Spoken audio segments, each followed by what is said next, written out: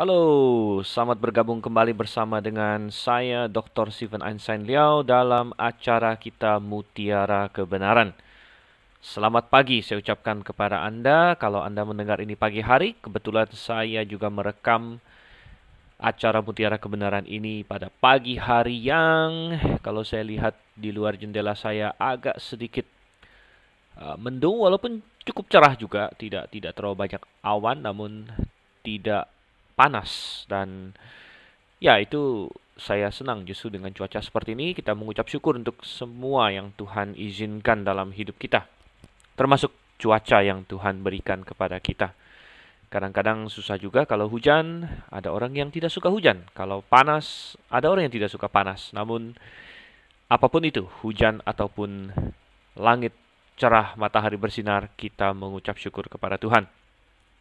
Dan kita mengucap syukur bahwa kita punya firman Tuhan yang akan kita pelajari pada hari ini.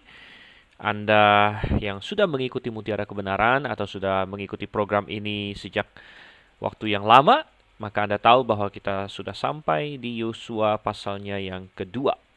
Jadi bagi Anda yang baru, sedikit memperkenalkan bahwa Mutiara Kebenaran adalah acara bagi kita untuk mempelajari perjanjian lama terutama secara sistematis. Sistematis berarti semuanya kita lakukan dan kita akan lakukan pasal per pasal. Kita sudah mulai dari Kejadian pasal 1. Targetnya kita akan menyelesaikan sampai yang terakhir yaitu Maleakhi. Mungkin ada yang bertanya kenapa tidak perjanjian baru juga? Karena perjanjian baru sudah dibahas oleh Dr. Suhento Liao dalam acara Through the Bible. Nah, itu sudah selesai, sudah cukup lama selesai. Dan Anda bisa mendapatkan itu di Grave International Theological Seminary atau GBIA Grave, ya, Gereja Baptis Independen Alkitabiah Grave. Anda boleh menelpon atau melihat lewat website kami. Dan perjanjian baru sudah selesai. Perjanjian lama, nah ini sedang kita lakukan. Ya, terus terang saya juga sempat agak lama tidak merekam acara Mutiara Kebenaran ini, namun karena ada kesempatan kita mulai kembali begitu, dan kita sudah sampai di Yosua. Memang perjanjian lama panjang, jauh lebih panjang daripada perjanjian baru, mungkin bisa 3 atau 4 kali lipat lebih panjang. Namun jika Tuhan berkenan, nah ini yang diajarkan oleh Alkitab kan, Yakobus berkata, kalau kita membuat rencana, kita harus selalu memikirkan kalau Tuhan berkenan, kalau Tuhan mengizinkan, maka kita akan berbuat ini dan berbuat itu.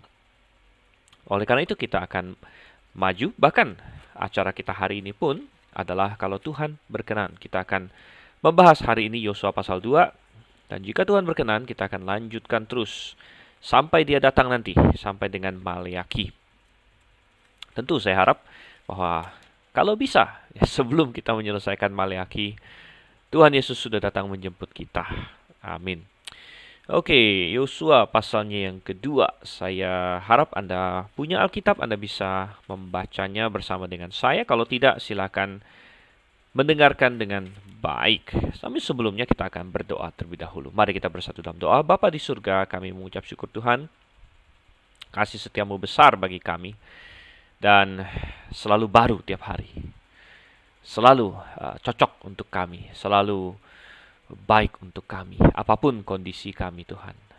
Kadang-kadang ada kesusahan dalam hidup ini. Kadang-kadang ada tantangan dalam hidup ini Tuhan. Namun, bagi setiap orang yang mengasihi Engkau, firman-Mu berkata bahwa segala sesuatu bekerja untuk kebaikan kami. Tolong kami Tuhan, dan kami memerlukan pertolongan-Mu karena kami ingin belajar firman-Mu pada hari ini. Kiranya Engkau yang menolong. Yosua pasal 2 Tuhan, Engkau yang telah menuliskannya, Engkau juga yang menjelaskannya kepada kami. Dalam nama Yesus Kristus kami memohon dan mengucap syukur. Amin. Di Yosua pasal 1 yang kita sudah bahas di sesi yang lalu, kita melihat bagaimana Musa sudah mati, Yosua menjadi pemimpin dan mereka sedang bersiap. Orang Israel berkemah di sebelah timur sungai Yordan dan mereka akan masuk ke tanah Kanaan. Dan Yosua di pasal 1 ayat yang ke-10 dan 11 menyuruh para pemimpin, para kepala pasukan untuk mempersiapkan umat. Katanya 3 hari lagi. 3 hari lagi kita akan maju, bergerak. Katanya kita akan menyeberangi sungai Yordan. Dan Tuhan suruh 3 hari lagi begitu. Dan ternyata dalam 3 hari itu Yosua punya suatu pemikiran apa yang harus dilakukan selama 3 hari. Jadi ada 3 hari ini, 3 hari menantikan, tapi bukan waktu yang percuma. Dan apa yang dilakukan? Coba kita lihat di pasal 2. Kita mulai dari ayat 1. Yosua bin Nun dengan diam-diam melepas dari Sitim 2 orang pengintai. Katanya, pergilah, amat-amatilah negeri itu dan kota Yeriko. Maka pergilah mereka dan sampailah mereka ke rumah seorang perempuan sundal yang bernama Rahab, lalu tidur di situ. Ya. Dan ada beberapa hal yang bisa kita perhatikan di sini. Yosua melepas dengan diam-diam katanya 2 orang pengintai. Mungkin kita bertanya, untuk apa perbuatan ini, untuk apa langkah ini? Bukankah Tuhan sudah berjanji untuk menyerahkan seluruh tanah Kanaan kepada Yosua? Ya, bukankah mereka sudah pasti menang? Benar, saudara kasih Tuhan. Namun, justru ini mengajar kepada kita bahwa walaupun Tuhan menyertai, bukan berarti kita tidak melakukan bagian kita. Artinya, Tuhan menyertai kita, namun kita tetap perlu melakukan bagian kita. Dan ini rupanya sangat dipahami oleh Yosua. Yosua tentu belajar dari Musa juga. Walaupun Tuhan sudah berjanji, aku akan berjalan mendahului engkau, aku akan menyertai engkau, aku akan menyerahkan negeri Kanaan kepada engkau. Namun bukan berarti kita diam-diam saja, kita ongkang-ongkang kaki. Yosua tetap perlu melakukan bagiannya. Dia perlu berperang, dia perlu angkat senjata, dia perlu mempersiapkan pasukan. Dan termasuk di dalamnya mungkin adalah mengirimkan mata-mata. Ini adalah bagian dari peperangan, saudara kasih Tuhan. Mengirimkan mata-mata adalah suatu cara untuk secara manusiawi untuk memperoleh kemenangan. Dengan mata-mata mereka bisa mengetahui posisi musuh, kekuatan musuh, dan lain sebagainya. Jadi Yosua tidak melihat ada kontradiksi antara dia berusaha semaksimal mungkin, dia menggunakan segala daya upaya yang ada pada dirinya, dengan Tuhan memimpin, tidak ada kontradiksi. Nah, kita perlu belajar dari ini ya. Ada suatu pepatah yang terkenal yaitu ora et labora. Apa itu? Berdoa sambil bekerja. Ora et labora. Jadi kita punya janji-janji Tuhan yang luar biasa. Kita punya janji Tuhan untuk memenuhi segala keperluan kita di dalam Filipi 4 ayat 19. Namun bukan berarti kita ongkang-ongkang kaki. Kita, Tuhan akan penuhi kebutuhan saya. Saya tidur seharian. Tidak, saudara kasih Tuhan.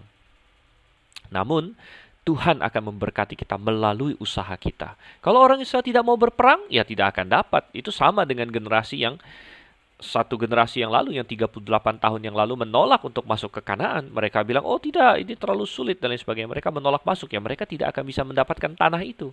Tuhan akan menolong mereka, tapi Tuhan ingin mereka maju berperang. Dan Yosua mengirimkan mata-mata di sini. Nah, yang sangat menarik adalah jumlah mata-matanya. Dia mengirimkan 2 orang saja di sini ya. Dia melepas dari Sitim 2 orang.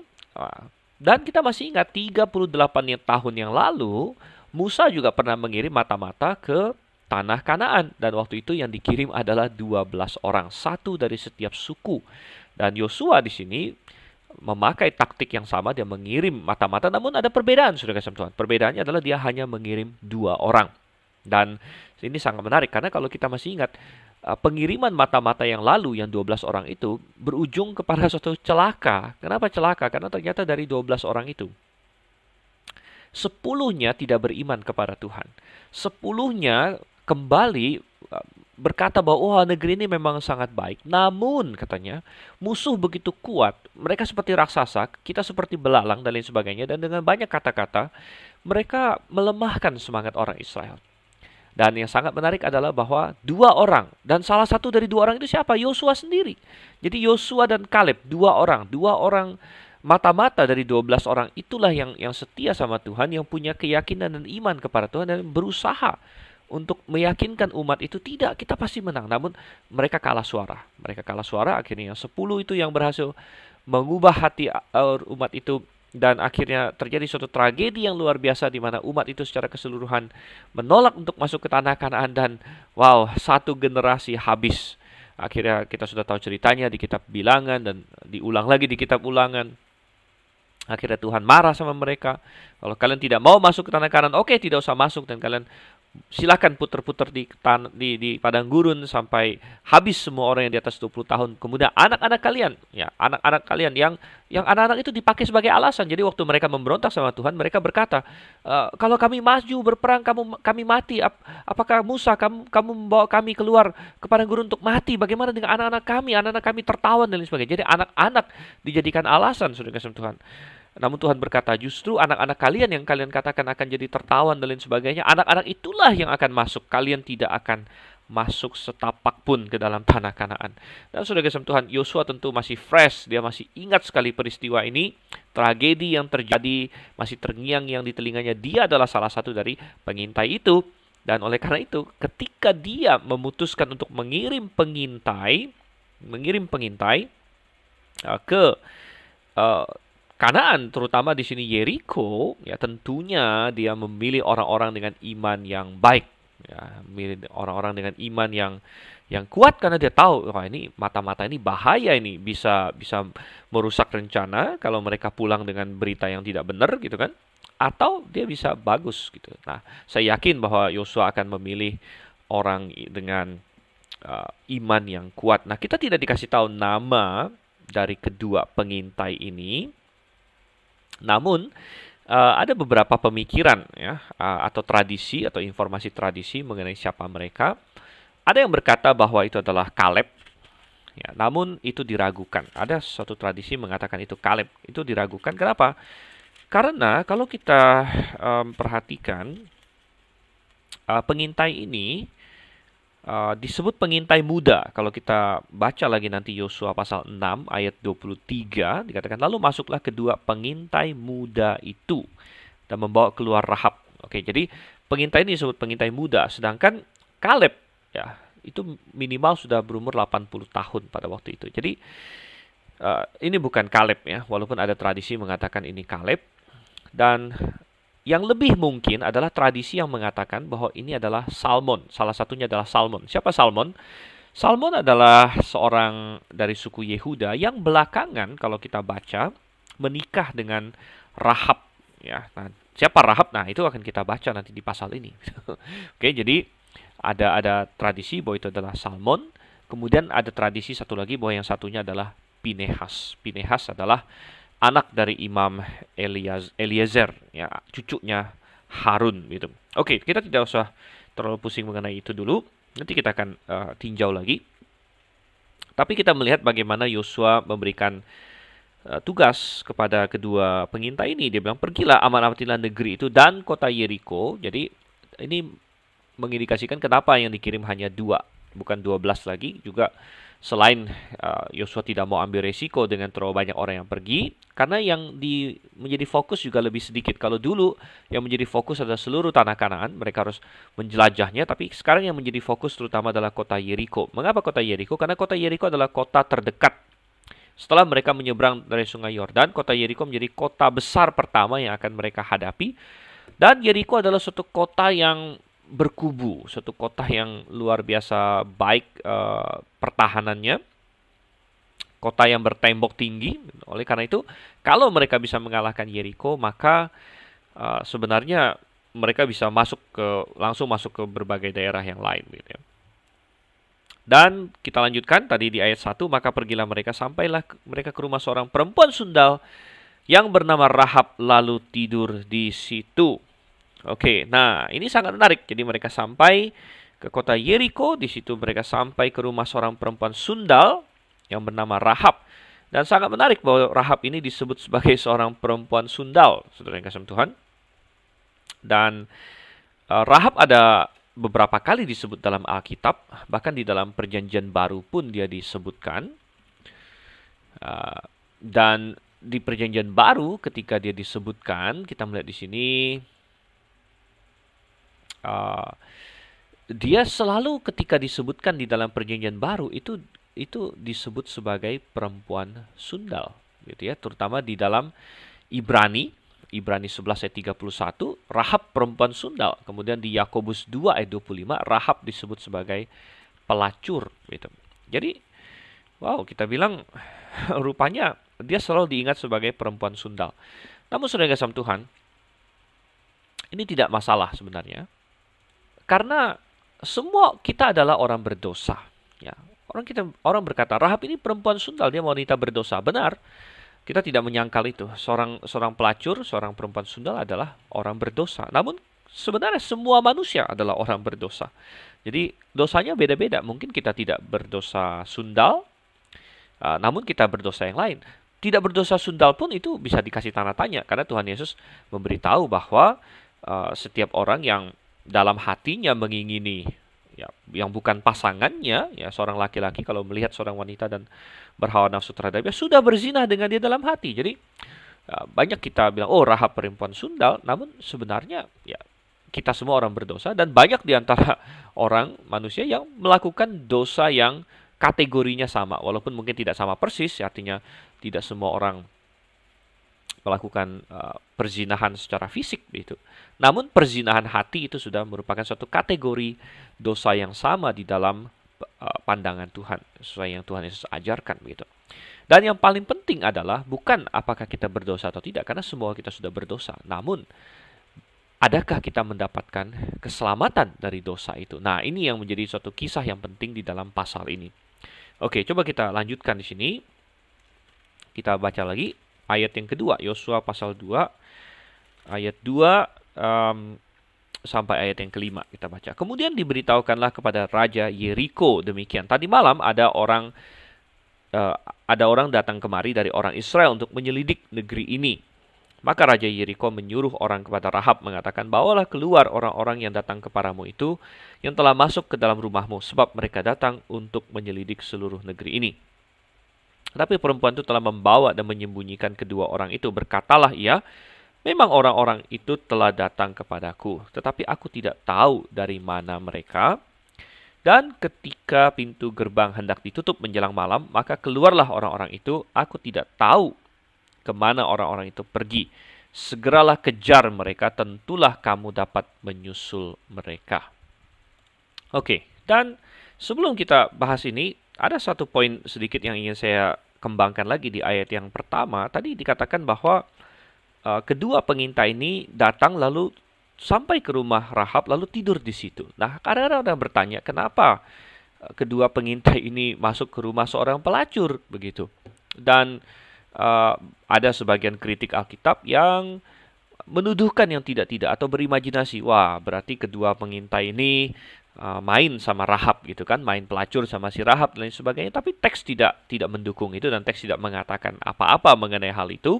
Dan mengenai mengapa kedua pengintai ini masuk ke rumah Rahab, ya belakangan kita akan tahu bahwa rumah Rahab ini rupanya adanya di pinggir atau di tembok kota. Berarti ini adalah rumah yang dekat. Artinya ketika mereka masuk ke suatu kota, mereka melihat rumah ini duluan begitu. Dan lagi pula rumah dia sebagai seorang pelacur itu biasanya adalah tempat berkumpulnya orang-orang ya. Mungkin kalau hari ini seperti suatu bar atau suatu kalau di Amerika zaman dulu yang mereka sebut saloon ya, salon begitu. Saloon itu kayak bar lah begitu, atau suatu semacam kayak semacam restoran dan hotel juga begitu ya, hotel. Jadi karena seorang pelacur kan berarti menyediakan penginapan begitu, dan bisa jadi ya kedua orang ini ya bertanya-tanya mengenai di mana mereka bisa menginap dan lain sebagainya, dan akhirnya mereka dituntun kepada si Rahab ini begitu. Jadi sama sekali tidak ada indikasi bahwa terjadi hal-hal yang tidak senonoh ya antara para pengintai dengan Rahab di sini. Nah, yang menarik adalah kemudian mereka diketahui rupanya mungkin dari pakaian mereka yang berbeda, mungkin dari bahasa mereka, dari logat mereka lain sebagainya, mereka dikenali sebagai orang Israel.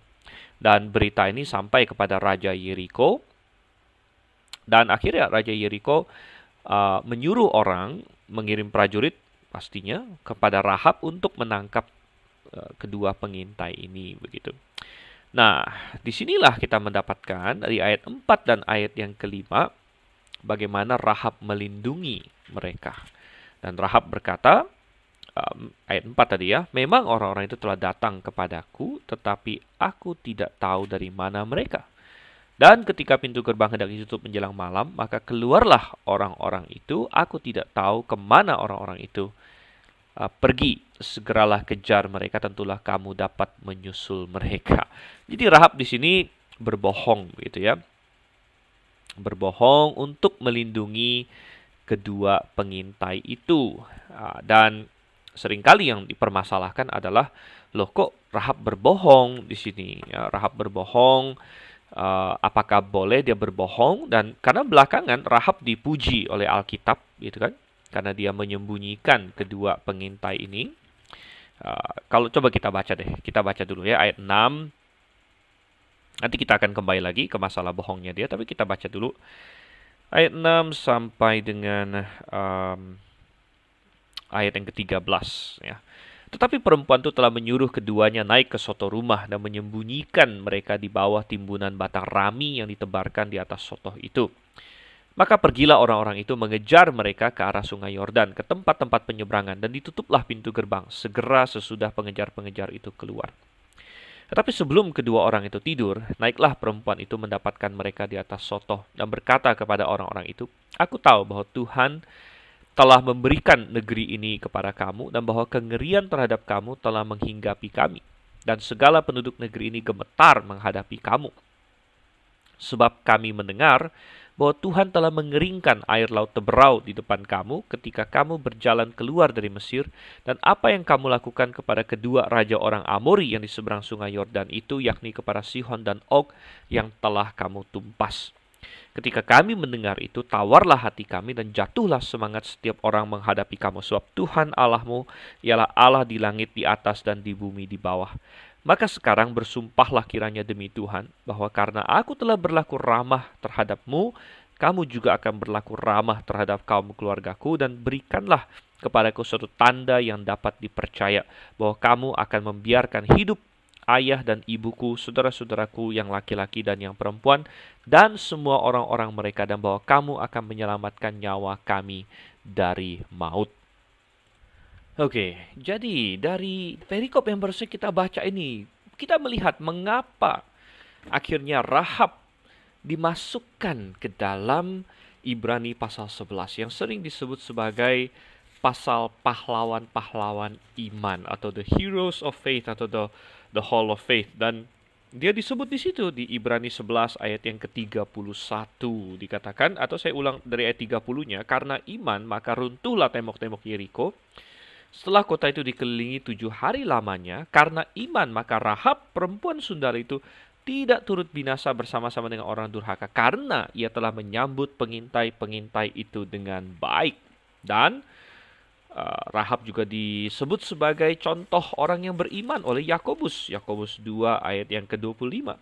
"Dan bukankah demikian juga Rahab pelacur itu dibenarkan karena perbuatan-perbuatannya, ketika ia menyembunyikan orang-orang yang disuruh itu di dalam rumahnya, lalu menolong mereka lolos melalui jalan yang lain." Jadi saudara yang kasih Tuhan, kembali ke masalah tadi, Rahab berbohong bahwa dia tidak mengenal orang-orang ini, tidak tahu orang-orang ini. Namun kenapa sepertinya dia dipuji di dalam Alkitab begitu kan? Apakah dibenarkan untuk berbohong, atau adakah yang namanya bohong putih begitu? Ini yang sering ditanyakan oleh orang. Namun saudara kasih Tuhan, tidak ya. Bohong putih itu tidak ada sebenarnya. Namun kenapa Rahab dipuji? Nah, di sini kita melihat bahwa yang dipuji oleh Alkitab bukanlah bohongnya, saudara kasih Tuhan. Bohongnya Rahab tidak dipuji oleh Tuhan. Yang dipuji oleh Tuhan adalah imannya. Nah, nanti kita akan lihat bohongnya, namun kita melihat imannya, iman yang sangat luar biasa, saudara kasih Tuhan. Dan iman ini menjadi fokus di dalam Alkitab, menjadi fokus dari penulis-penulis Alkitab. Perhatikan, tadi kalau kita lihat di ayat 4 dan ayat 5, dalam bohongnya itu dia berkata, "Aku tidak tahu." Jadi 2 kali dia sebut aku tidak tahu. Ayat 4 dikatakan, "Aku tidak tahu dari mana mereka." Ayat yang kelima, "Aku tidak tahu kemana mereka pergi." Namun bukan itu yang menjadi fokus dari para penulis Alkitab. Yang menjadi fokus adalah apa yang diketahui oleh Rahab. Dan ini ditekankan di ayat 9 ketika akhirnya Rahab naik, rupanya dia sembunyikan orang-orang itu. Sudah kita baca tadi di ayat 6, dia sembunyikan mereka di sotoh rumah. Dan sekali lagi untuk sedikit gambaran kultural, waktu itu rumah-rumah orang itu atapnya itu tidak seperti di Indonesia kebanyakan yang memakai atap ya berbentuk kayak segitiga begitu kan, atap-atap rumah kan kayak miring begitu pakai genteng. Di Timur Tengah sana, daerah Israel, daerah kanan sana, atap rumah tidak seperti itu. Atap rumah itu dia datar begitu, bahkan menjadi semacam semacam balkon lah begitu. Jadi orang sering naik ke atas sotoh rumah, ke atas atap rumah di situ karena memang bisa dinaikin, dan di situ kayak semacam ruangan outdoor begitu ya, dan orang bisa taruh macam-macam, bisa taruh mungkin kalau di Indonesia kan kayak jemur pakaian di sana atau ya jemur makanan. Jadi seringkali ada bahan-bahan makanan ditaruh dijemur di atas sotoh di sana, terutama di musim kemarau begitu. Dan rupanya ada ini, mereka ada taruh batang-batang rami di situ tumpuk-tumpuk, dan ada tempat bagi mereka untuk sembunyi. Dan naiklah si Rahab ke mereka setelah penjaga-penjaga itu pergi, pengejar-pengejar itu pergi keluar, dan dia berkata di ayat 9, fokusnya apa? Fokusnya aku tahu, katanya di sini. Jadi waktu dia berbohong kepada pengawal-pengawal raja itu, dia bilang aku tidak tahu, aku tidak tahu. Namun fokusnya bukan pada apa yang dia tidak tahu, fokusnya pada apa yang dia tahu. Dan ini menunjukkan dari mana sumber iman dia. Di ayat 9, aku tahu bahwa Tuhan, dan perhatikan Tuhan di sini dalam bahasa Indonesia huruf besar semua, Yehova, saudara-saudara. Jadi rupanya Rahab mengenal nama Yehova, mengenal Tuhan Israel. Aku tahu bahwa Yehova telah memberikan negeri ini kepada kamu, dan bahwa kengerian terhadap kamu telah menghinggapi kami dan segala penduduk negeri ini dengan gemetar menghadapi kamu. Ayat 10, sebab kami mendengar bahwa Tuhan telah mengeringkan air laut Teberau di depan kamu, dan apa yang telah kamu lakukan kepada Sihon dan Og. Dan saudara-saudara, sangat menarik sekali ya. Jadi dia tahu tentang perbuatan-perbuatan besar Yehova bagi Israel. Mengeringkan air laut Teberau itu sudah lama sekali. Ini terjadi kapan? Mengeringkan air laut Teberau itu kan waktu mereka keluar dari Mesir. Nah, itu adalah 40 tahun yang lalu. Jadi peristiwa 40 tahun yang lalu sudah diketahui oleh orang-orang Kanaan, orang Yeriko dan Rahab, sampai kepada yang paling baru, yaitu mereka mengalahkan Og dan Sihon yang baru terjadi beberapa bulan sebelumnya. Jadi 40 tahun yang lalu, peristiwa 40 tahun yang lalu sampai dengan peristiwa beberapa bulan yang lalu, mereka sudah tahu. Sehingga di ayat 11 dikatakan, ketika kami mendengar itu, tawarlah hati kami dan jatuhlah semangat kami menghadapi kamu. So, Tuhan Allahmu, Yehova Allahmu, ialah Allah di langit di atas dan di bumi di bawah. Lihat di sini pengakuan iman Rahab bahwa dia sudah mengakui Yehova sebagai Allah yang sejati, Allah yang menciptakan langit dan bumi, Allah di langit di atas dan di bumi di bawah. Jadi iman inilah yang menjadi fokus dan yang menyelamatkan dia, gitu, bukan bohongnya. Itu tidak menjadi fokus, itu tidak dipuji oleh Alkitab, ya, tidak diangkat, ya. Namun yang dipuji oleh Alkitab adalah iman dia. Dan ini juga memberikan suatu pelajaran lain bahwa ternyata dari sekian banyak orang di Kanaan ya, yang mendengar, jadi tentu bukan hanya Rahab yang tahu semua ini kan, dia pasti dengar dari orang juga. Bisa jadi seluruh kota Yeriko sudah tahu, tapi yang bereaksi dengan iman hanya Rahab saja. Nah, jadi sekedar mendengar tentang apa yang Tuhan lakukan, melihat kebesaran Tuhan tidak cukup, namun harus diresponi dengan iman. Dan ini juga memberitahu kita bahwa Tuhan telah memberi kesempatan bagi orang-orang Kanaan untuk bertobat. Ya, salah satu caranya adalah itu, dengan membesarkan namanya. Dan itu sudah kita baca di kitab Keluaran. Tuhan bilang waktu dia berhadapan dengan Firaun, Tuhan bilang sama Firaun, Firaun, aku membangkitkan kau untuk memasyurkan namaku, supaya terdengar ke seluruh dunia. Dan untuk apa itu? Supaya memberikan kesempatan bagi orang untuk bertobat. Sebenarnya gampang sekali Tuhan mau matikan Firaun, tinggal dibunuh langsung mati. Namun kenapa Tuhan pakai sampai 10 tulah begitu? Itu adalah untuk memasyurkan namanya, supaya terdengar di mana-mana.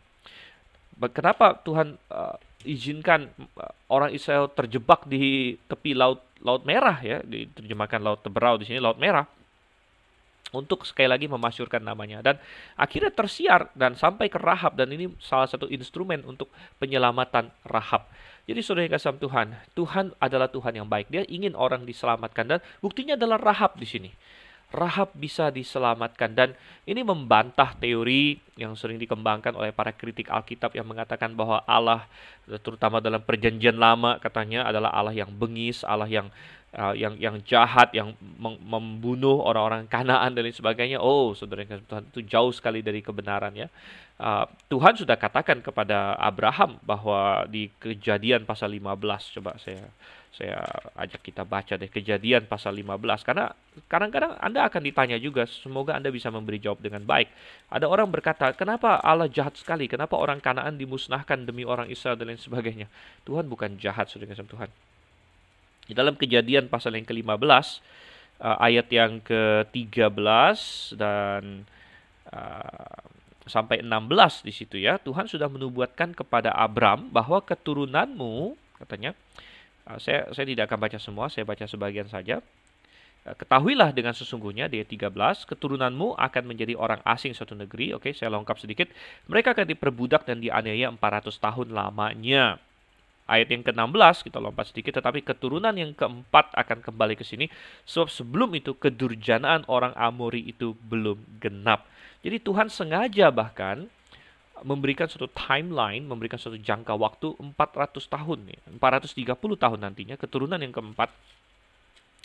Bahkan Israel dibiarkan di dalam perbudakan sekian lama. Mungkin orang Israel berseru-seru, Tuhan kenapa engkau tidak selamatkan kami lebih cepat? Ya kenapa Musa enggak lebih cepat dikirim dan sebagainya? Rupanya itu adalah karena kemurahan Tuhan. Kemurahan Tuhan terhadap orang Kanaan. Tuhan masih menantikan mereka bertobat. Dan Tuhan menantikan sampai mereka sudah benar-benar tidak mau bertobat. Benar-benar sudah busuk total ya. Kedurjanaan orang Amori genap. Baru Tuhan keluarkan orang Israel keluar dari Mesir untuk menghukum orang Amori di situ. Tuhan pakai Israel sebagai pedangnya. Dan itu pun ya, karena juga salah satu sebagiannya karena ketidaktaatan orang Israel, Tuhan perpanjang lagi masa penantiannya. 40 tahun lagi Tuhan kasih kesempatan bagi orang Kanaan untuk bertobat, dan ternyata memang ada sebagian kecil yang bertobat. Salah satunya adalah Rahab di sini. Dan Rahab dia sudah takut kepada Tuhan yang benar, dan dia mau percaya kepada Tuhan yang benar. Dia mau ngambil posisi di pihak Tuhan yang benar itu. Dan mungkin dia bingung gimana caranya saya bisa berpihak kepada Tuhan yang benar. Dia rindu melakukan itu. Namun Tuhan selalu ada cara bagi orang yang merespon positif terhadap terang yang Tuhan berikan kepadanya. Tuhan akan berikan tuntun dia kepada terang yang lebih lagi. Dan akhirnya Tuhan punya cara bahwa dua pengintai ini dikirim kepada untuk mengintai Yeriko, dan mereka bisa ketemu dengan Rahab, saudara kasih Tuhan. Dan kalau kita lihat nanti ujung-ujungnya, sebenarnya secara militer misi mereka untuk mengintai negeri ini gagal total, boleh dibilang ya. Kenapa? Karena dua pengintai ini ya belum apa-apa, belum sempat dapat informasi apa-apa, sudah ketahuan dia mata-mata gitu kan. Jadi secara dari sudut pandang militer, sudut pandang taktik perspaian begitu ya, taktik ini intelijen lain sebagainya, mereka gagal total. Mereka langsung ketahuan mereka adalah mata-mata, bahkan jiwa mereka terancam. Jadi boleh dibilang ini adalah misi yang gagal. Jadi mereka tidak berhasil, namun ternyata tidak gagal. Tuhan punya tujuan. Ya, walaupun mereka tidak berhasil memata-matai tentang pasukannya Yeriko ada berapa banyak, persenjataannya berapa banyak, mereka kan tidak tahu semua itu. Jadi misi mereka dalam hal itu gagal. Namun tidak gagal karena Tuhan punya rencana lain, yaitu mereka bertemu dengan Rahab.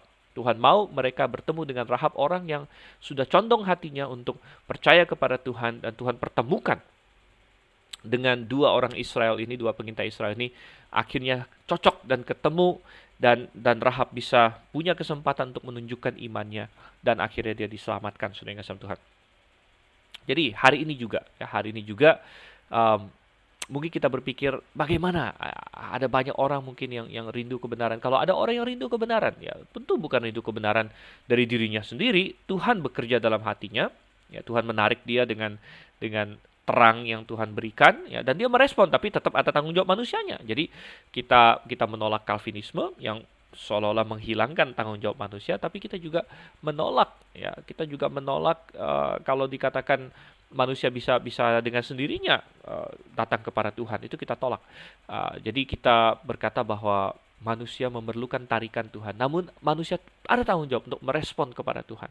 Jadi seperti ini, ya, ada begitu banyak orang di Yeriko. Mereka mendengar berita yang sama dengan Rahab, tapi mereka menolak. Mereka tidak peduli. Mereka malah makin jauh dalam penyembahan berhala mereka. Tapi Rahab merespon dengan iman di sini. Dan Tuhan punya cara, kalau ada orang yang merespon positif kepada tarikan Roh Kudus, maka akan Tuhan tarik. Tuhan punya cara untuk mempertemukan dia dengan kebenaran yang dia perlukan untuk keselamatan dirinya. Dan akhirnya kita melihat tadi sudah kita baca bahwa Rahab berkata, aku tahu. Dan iman, dia menjadi beriman kepada Tuhan. Selain itu kita melihat juga kasihnya. Jadi kita melihat imannya, kita melihat kasihnya. Ayat 12, dia minta kepada kedua orang ini untuk bersumpah bahwa mereka akan berlaku ramah, bukan hanya kepada diri dia sendiri, tapi juga kepada kaum keluarganya. Jadi kita melihat Rahab adalah orang yang memiliki kasih kepada orang sekeluarganya, ya bahkan keluarga besarnya begitu. Dia tidak hanya mencari selamat dirinya sendiri, bahkan dia ayat 13 dikatakan ayahnya, ibunya, saudara-saudaranya yang laki-laki dan perempuan, dan orang-orang mereka. Jadi mungkin iparnya, keponakan-keponakannya semua. Jadi dia memiliki kasih yang luar biasa. Biasanya ada sebagian orang yang penting saya sendiri selamat sudah oke lah. Namun tidak. Dia ingin orang lain diselamatkan. Dan bukankah ini salah satu bukti dari iman, saudara kasih Tuhan? Kalau kita sudah beriman kepada Yesus Kristus dan kita sudah diselamatkan, bukankah seharusnya kita punya kasih dan kita ingin orang-orang mulai dari yang terdekat kepada kita dan terus menjangkau makin jauh agar semua orang, sebanyak mungkin orang diselamatkan. Namun terutama yang terdekat dengan kita. Saya ingat waktu saya pertama kali mendapat kepastian keselamatan, waktu itu saya berumur sekitar 13 tahun ya. Saya masih ingat waktu itu Pak Suhento, ayah saya sedang belajar di Amerika. Dan ya saya sebagai anak hamba Tuhan sudah sering di gereja, namun saya belum pasti diselamatkan. Sampai akhirnya di suatu kebaktian Rabu Doa ya di Amerika, di gereja baptis di sana, saya merasakan bahwa Tuhan bekerja dalam hati saya dan menarik saya untuk membuat suatu keputusan bahwa saya harus percaya kepada Yesus. Saya bukan mengandalkan orang tua saya atau ya saya sudah tahu Alkitab dari kecil, namun pernahkah saya mengambil langkah untuk percaya kepada Yesus Kristus. Dan pada suatu malam ya sekitar kalau saya nggak salah tanggal 9 atau tanggal 10 November 1994 kalau saya tidak salah. Ya, dan tahun 94 di situ atau 93 lah ya. Dan saya benar-benar menaruh percaya kepada Yesus Kristus. Dan saudara yang kasih Tuhan, begitu saya diselamatkan, saya yakin masuk surga, saya langsung berpikir, wah bagaimana dengan keluarga saya yang lain? Ya, bagaimana dengan adik saya? Sudahkah saya diselamatkan? Saya memikirkan itu, saudara kasih Tuhan, dan orang-orang lain yang saya kasihi.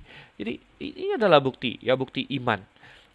Dan iman itu selalu bekerja. Ya, iman itu tidak diam. Dan imannya Rahab inilah yang mendorong dia untuk mau menyelamatkan kedua pengintai ini. Begitu. Itu adalah poin yang dibuat oleh Yakobus bahwa Rahab diselamatkan oleh perbuatan-perbuatannya. Sebenarnya maksud Yakobus adalah bahwa iman yang sejati itu pasti iman yang berbuat begitu.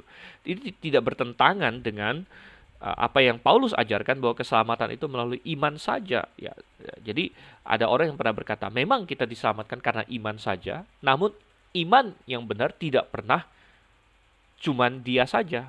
Artinya begini, kita diselamatkan hanya oleh iman, namun iman tidak pernah hanya sendirian. Artinya iman yang benar selalu disertai dengan perbuatan. Dan itu benar.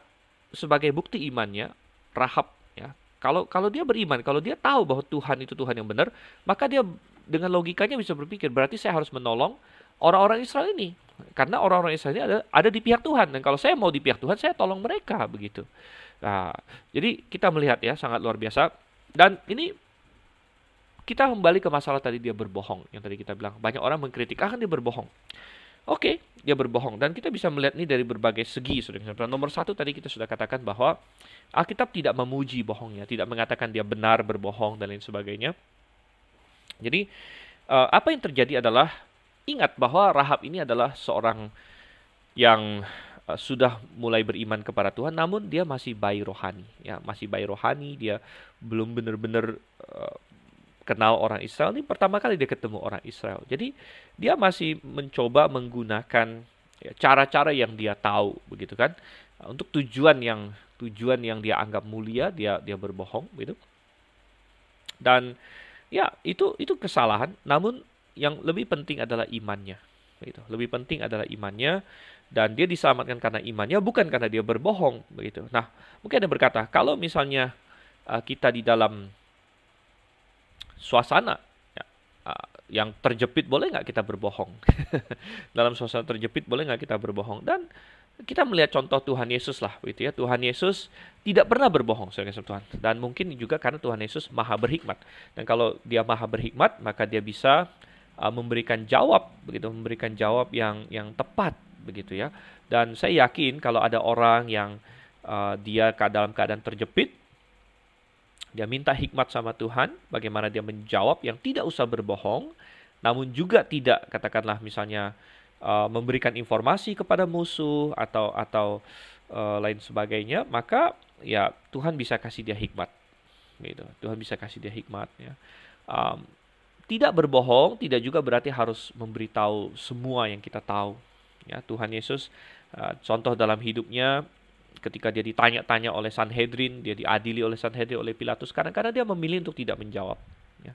Dia memilih untuk tidak menjawab, dia memilih untuk diam saja, begitu. Itu ada saatnya. Ya. Jadi kita tidak harus kasih tahu juga semua yang kita tahu, begitu.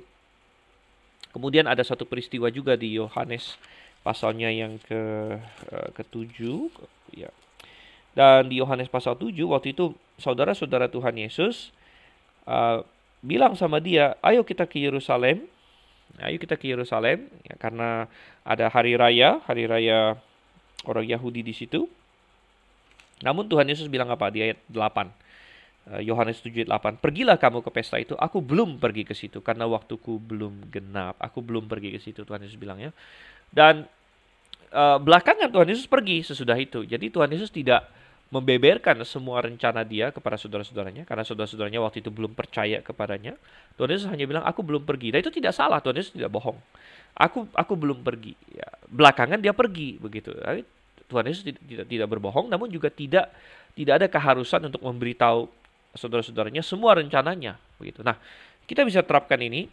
Kita tidak perlu berbohong, ya. Namun kita tidak perlu juga memberitahukan semua, apalagi kepada orang-orang yang katakanlah berusaha untuk mencelakai kita atau lain sebagainya, begitu. Bahkan ada orang yang membuat suatu analisa bahwa jangan-jangan apa yang dikatakan oleh Rahab di sini memang semacam kebenaran yang disembunyikan, begitu. Karena kalau kita kembali ke ayat 4 tadi, apa kata Rahab di situ? Memang orang-orang itu telah datang kepadaku. Orang itu telah datang kepada, kata datang di sini dari kata bo, have come unto me dalam KJV, dan kadang-kadang kata-kata ini, kata datang ini, terutama dalam konteks seorang pelacur dan sebagainya, dianggap semacam datang. Kalau orang bilang, kamu datang nggak ke pelacur itu? Konotasinya kan apa? Bukan datang untuk makan-makan, ya, datang untuk berhubungan badan, begitu, datang untuk berzinah, begitu kan? Dan si Rahab berkata, memang orang itu telah datang kepadaku. Jadi sepertinya Rahab bisa jadi memainkan kata-kata untuk menyamarkan maksudnya, begitu ya. Jadi memang orang itu telah datang kepadaku, tetapi aku tidak tahu dari mana mereka. Nah, kata tahu di sini dari kata yada. Dan di dalam Alkitab bahasa Ibrani, kata yada kadang-kadang dipakai untuk menyatakan persetubuhan atau hubungan badan, begitu. Misalnya di Kejadian 4 ayat 1. Adam mengenal atau Adam bersetubuh dengan istrinya. Nah, kata bersetubuh itu secara literal adalah mengenal. Dari kata yada, kata yang persis sama di sini.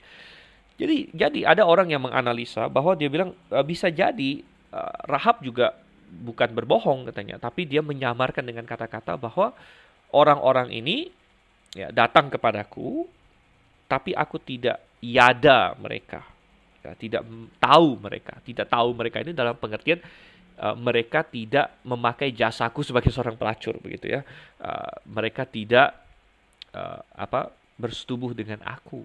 Dan kalau tidak bersetubuh dengan dia, maka dia tidak tahu dari asal muala mereka. Karena apa yang menjadi ciri khas orang Israel? Ciri khas orang Israel kan disunat, begitu kan? Laki-lakinya disunat. Jadi kalau misalnya dua pengintai ini main pelacur sama Rahab, yang mengenal dalam tanda kutip bersetubuh, maka Rahab langsung akan tahu, oh ini kamu orang Israel, begitu, karena kamu bersunat misalnya, begitu kan. Namun tidak begitu. Jadi Rahab Rahab di sini mungkin menggunakan kata-kata bersayap begitu ya, bersayap bahwa dia menyembunyikan maksudnya yang sebenarnya, seolah-olah dia ngomong sama raja-raja ini atau utusan-utusan raja bahwa mereka memang ada datang tapi tidak memakai jasaku gitu. Ya, tapi dia gunakan kata-kata yang bersayap untuk sehingga para pengawal ini mungkin jadi tidak tahu yang dimaksud yang sesungguhnya oleh si Rahab. Nah, mungkin ada yang berkata, itu terlalu dicari-cari. Oke lah, nggak terlalu masalah gitu ya. Kalaupun memang dia berbohong, ya kita katakan bahwa tidak membenarkan bohongnya. Alkitab tidak membenarkan bohongnya karena yang dipuji oleh Alkitab bukan bohongnya, tapi yang dipuji oleh Alkitab adalah imannya, begitu. Oke, dan kita lanjut lagi di sini. Kita sudah melihat permintaan dari Rahab kepada kedua pengintai ini. Kita lanjutkan apa respon mereka di ayat yang ke-14, dikatakan di sini. Lalu jawab kedua orang itu kepadanya, nyawa kamilah jaminan bagi kamu, asal jangan kau kabarkan perkara kami ini. Apabila Tuhan nanti memberikan negeri ini kepada kami, maka kami akan menunjukkan terima kasih dan setia kami kepadamu. Oke, jadi tentu kedua pengintai ini menyadari kebaikan yang dilakukan oleh Rahab karena ada suatu risiko yang besar yang diambil oleh Rahab di sini. Dan itu adalah bagian dari iman, saudara Tuhan. Iman adalah bukti dari segala sesuatu yang tidak kita lihat. Nah, dasar dari segala sesuatu yang kita harapkan. Dan kadang-kadang ketika kita beriman, kita mengambil risiko. Kita melangkah dengan iman, kita belum melihat ujungnya. Abram melakukan itu, dia meninggalkan kenyamanan, dia meninggalkan rumah orang tuanya, rumah yang segala kenyamanan, dia pergi ke negeri yang dia belum tahu. Dan Rahab di sini. Rahab beriman kepada Tuhan. Dan kedua pengintai ini menyadari bahwa Rahab telah mengambil risiko besar dan mereka membalas itu dan berkata bahwa kami menjamin engkau. Ayat 15, kemudian perempuan itu menurunkan mereka dengan tali melalui jendela, sebab rumahnya itu letaknya pada tembok kota, jadi pada tembok itulah ia berdiam. Ya, jadi tadi sudah kita singgung bahwa rumah Rahab dekat tembok, jadi kenapa kedua pengintai ini kok bisa masuk ke rumah orang sundal gitu, perempuan sundal kan? Ya tidak heran juga, bukan berarti ada sesuatu yang nggak benar gitu, melainkan mereka mungkin mencari penginapan dan biasanya rumah bordil atau tempat perempuan ini bisa jadi double fungsi sebagai penginapan dan lain sebagainya dan memang dekat dengan pintu gerbang ya, jadi ada pada tembok. Ayat 16, berkatalah ia pada mereka, pergilah ke pegunungan supaya pengejar-pengejar itu jangan menemui kamu dan bersembunyilah di sana 3 hari lamanya. Sampai pengejar-pengejar itu pulang. Kemudian bolehlah kamu melanjutkan perjalananmu. Oke, jadi dia malah mengajari mereka, memberikan informasi yang penting di sini. Dan 3 hari mereka bersembunyi. Jadi kita tadi melihat bahwa 3 hari itu 3 hari orang Israel menunggu sebelum mereka menyeberang Sungai Yordan. Ya, jadi kita melihat ada fungsinya. Ya, setiap kali Tuhan menyuruh kita menunggu ada fungsinya. Ayat 17, kedua orang itu berkata kepadanya, kami akan bebas dari sumpah kami ini kepadamu yang telah kau suruh kami ikrarkan. Sesungguhnya apabila kami memasuki negeri ini, haruslah tali dari benang kirmizi ini kau ikatkan pada jendela tempat engkau menurunkan kami. Ya. Dan ayahmu serta ibumu, saudara-saudaramu serta seluruh kaum keluargamu kau kumpulkan di rumah ini. Setiap orang yang keluar nanti dari pintu rumahmu harus sendiri menanggung akibatnya. Kalau darahnya tertumpah dan kami tidak bersalah, tetapi siapapun juga yang ada di dalam rumahmu, jika ada orang yang menciderainya, kamilah yang menanggung akibat pertumpahan darahnya. Tetapi jika engkau mengabarkan perkara kami ini, maka bebaslah kami dari sumpah kepadamu itu yang telah kau suruh kami ikrarkan. Ayat 21, perempuan itu pun berkata, seperti yang telah kamu katakan demikianlah akan terjadi. Sesudah itu dilepasnyalah orang-orang itu pergi, maka berangkatlah mereka. Kemudian perempuan itu mengikatkan tali kirmizi itu pada jendela. Mereka pun pergilah dan tiba di pegunungan. Mereka tinggal di sana 3 hari lamanya sampai pengejar-pengejar itu pulang. Pengejar-pengejar itu telah mencari di mana-mana sepanjang jalan tanpa menemukan mereka. Maka pulanglah kedua orang itu, mereka turun dari pegunungan, lalu menyeberang dan sampai kepada Yosua bin Nun. Kemudian mereka ceritakan segala pengalaman mereka. Kata mereka kepada Yosua, Tuhan telah menyerahkan seluruh negeri ini ke dalam tangan kita, bahkan seluruh penduduk negeri itu gemetar menghadapi kita. Oke, dan kita melihat di sini, kedua pengintai ini akhirnya diturunkan lewat jendela, melalui sebuah tali, ya, tali, dan rupanya tali ini disebut sebagai tali kirmizi, tali dari benang kirmizi. Apa itu kirmizi? Kirmizi adalah suatu warna ya, kalau dalam bahasa Inggris disebut crimson, itu adalah satu merah terang begitu. Jadi tali kirmizi merah terang. Nah, mereka turun dari tali itu dan akhirnya tali ini memainkan peran yang sangat penting karena mungkin cukup membekas dalam atau berkesan kepada kedua pengintai ini. Akhirnya mereka bilang, oke, tali ini menjadi tanda. Karena mereka kan cuma sebentar di Yeriko. Jadi bagaimana mereka bisa tahu lagi rumah Rahab yang mana? Apalagi nanti dalam peperangan dan lain sebagainya bisa terjadi kekacauan. Akhirnya mereka bilang ini harus menjadi tanda. Dan mereka pesan wanti-wanti kepada Rahab, kamu pasang tali ini dan pokoknya siapa yang ada dalam rumah itu aman katanya. Dan saudara kasih Tuhan, banyak sekali orang teolog komentator yang melihat bahwa tali ini, tali kirmizi ini, benang warna merah ini melambangkan darah Yesus Kristus, ya, darah Yesus Kristus. Dan akhirnya melalui tali inilah, oleh karena rumah Rahab ada tali ini, maka mereka diselamatkan. Dan ini melambangkan bagaimana melalui darah Yesus Kristus kita bisa diselamatkan. Dan padanannya mirip dengan yang terjadi pada hari Paskah. Malaikat maut lewat, ya, dan rumah mana yang ada dipoles dengan darah domba Paskah, ya, dipoles di sebelah atas, kemudian di kedua tiang pintu, nah, maka malaikat maut akan melewatkan, akan Paskah lewat dari rumah tersebut. Ya, jadi ada suatu tanda kemerahan di sini. Nah, ini juga ada tanda kemerahan, yaitu suatu tali benang merah, benang kirmizi, yang menjamin keamanan semua orang yang ada di dalamnya. Dan yang penting adalah ada di dalamnya. Jadi yang penting adalah ada di dalam Yesus Kristus. Ini juga benar pada hari Paskah. Jadi Musa waktu itu Anda boleh baca kembali di Keluaran juga mewanti-wanti. Kamu semua harus tinggal di dalam rumah. Nggak boleh ada seorang pun yang keluar. Kalau ada orang yang keluar ya tewas sendiri begitu. Dan ini mengindikasikan bahwa memang Kristus sudah disalibkan.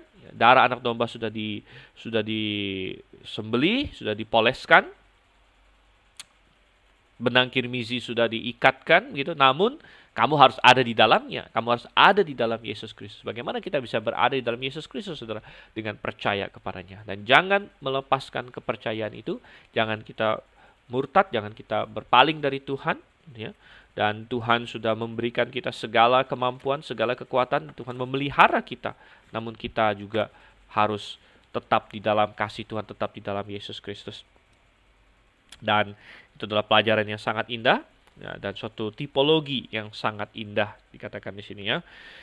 Oke, dan perempuan ini setuju katanya. Baik, seperti yang kau katakan. Dan apa yang terjadi, mereka seperti yang dinasihatkan oleh Rahab, mereka sembunyi di pegunungan. Dan perhatikan ayat 21 di situ sebelumnya. Kemudian perempuan itu mengikatkan tali kirmizi itu pada jendela. Jadi segera sesudah si kedua pengintai ini pergi, dia langsung mengikatkan tali kirmizi itu. Padahal ya kan tidak langsung diserang gitu. Dia si Rahab sendiri tahu minimal si pengintai ini akan 3 hari dulu sembunyi, ya mungkin balik lagi ke Yosua mau gerakan pasukan lagi segala macam. Dia nggak tahu kapan lagi ini, bisa jadi masih berapa minggu penyerangan datang. Namun dia tidak mau ambil resiko, saudara. Dia tidak mau ambil resiko. Dia langsung ikat tali kirmizi itu. Karena siapa tahu tiba-tiba besok atau tadi dia lupa atau apa sebagainya. Dia tidak mau ambil resiko. Dia langsung ikat tali kirmizi itu. Dan ini juga menjadi suatu pelajaran bahwa kalau hari ini Anda merasakan, Anda mendengarkan bahwa Tuhan menuntun Anda kepada pertobatan. Kalau hari ini Anda mendengarkan suaranya, jangan keraskan hatimu, ini kata Tuhan. Karena inilah hari keselamatan. Jangan tunda apa yang bisa Anda lakukan hari ini, terutama dalam hal rohani. Apalagi itu berkaitan dengan jiwa Anda. Kalau Anda belum yakin Anda diselamatkan, hari ini adalah hari keselamatan. Berserulah kepada Tuhan, bertobatlah, percayalah kepadanya.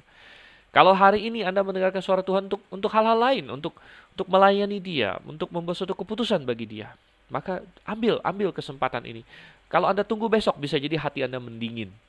Ya, bisa jadi ada berbagai kekhawatiran hidup ini, kesenangan hidup ini menghimpit Anda. Ambil kesempatan hari ini juga. Ya, jadi Rahab menjadi contoh yang sangat baik di sini. Dan kita sampai ke penghujung. Akhirnya pulanglah mereka dan sampai kepada Yosua. Mereka menceritakan segala pengalaman mereka. Ayat 24, kata mereka kepada Yosua, Tuhan telah menyerahkan seluruh negeri ini ke dalam tangan kita. Bahkan seluruh negeri ini gemetar menghadapi kita. Tadi kita bilang bahwa dari sudut pandang militer, misi mereka sepertinya gagal karena mereka tidak berhasil mendapatkan informasi militer yang berarti, pasukannya berapa, ada kelemahan mana di temboknya, ada persenjataannya apa, dan ya, gagal. Namun sebenarnya tidak gagal dari sudut pandang Tuhan. Tuhan punya maksud mereka pergi ke sana, yaitu untuk bertemu dengan Rahab untuk menyelamatkan Rahab. Dan juga tidak gagal karena mereka membawa suatu informasi yang jauh lebih penting, yaitu bahwa mereka dikuatkan imannya, mereka tahu bahwa semua Kanaan sudah takut kepada mereka, ini adalah pekerjaan Tuhan, dan mereka yakin bahwa Tuhan akan menolong mereka. Dan itu jauh lebih penting daripada semua informasi militer manapun. Karena nanti kita akan lihat bagaimana Tuhan menolong mereka menghancurkan Yeriko tidak ada hubungannya dengan kemampuan militer. Ya, jadi itu tidak diperlukan oleh Tuhan. Tapi Tuhan punya maksud kedua pengintai ini. Mereka ketemu Rahab dan kemudian iman mereka dikuatkan dan mereka menguatkan imannya Yosua dan juga iman seluruh Israel bahwa mereka sudah kalah. Ya, dari segi moral, dari segi ketakutan mereka sudah kalah semuanya, dan kita percaya kepada Tuhan kita akan menang dan menguasai Kanaan. Ya, sungguh suatu pelajaran yang indah bagi kita, dan mari kita bersatu dalam doa. Bapa di surga, terima kasih Tuhan untuk kasih setiamu pada kami. Tolonglah supaya kami dapat belajar dari Rahab yang walaupun seorang pelacur namun ia diselamatkan, dan kami pun Tuhan adalah orang-orang berdosa yang bisa diselamatkan dalam Yesus Kristus, dan kemudian kami bisa bekerja bagimu, kami bisa ikut ambil bagian ya, seperti Rahab akhirnya dia ikut ambil bagian, dia menjadi salah satu nenek moyang Mesias ya, dan kami pun bisa ikut dalam programmu Tuhan. Pimpin kami berdoa dalam nama Yesus Kristus, amin. Ya, demikian pembahasan kita pada hari ini, dan jangan lupa untuk meneruskan. Sampai berjumpa dalam sesi selanjutnya, masih bersama dengan saya Dr. Stephen Einstein Liao. Salam Maranatha.